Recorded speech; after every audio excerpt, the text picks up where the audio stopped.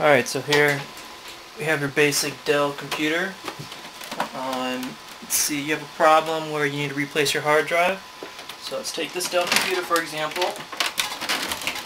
This is an older model. It's a clamshell design. It's probably one of the worst designs. It has a button on top that you got to push in, and at the same time you got to push the one on the bottom in order to open it up. So let's lay it down here. Push these two buttons in, and it opens it up like that. Alright, let's see what we got here. Now you got two basic types of hard drives. You have your IDE hard drive. It connects to a cable that looks like this when it's plugged in. And then you have your serial ATA hard drives. It plugs into this tiny little cable like this.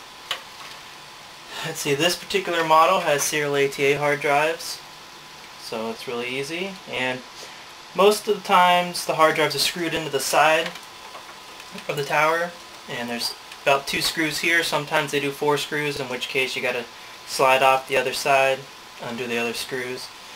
Now Dells, they usually have these sliding little fancy tabs and stuff, and this particular one has sliding tabs, so you just push in the 2 tabs, slide out this hard drive.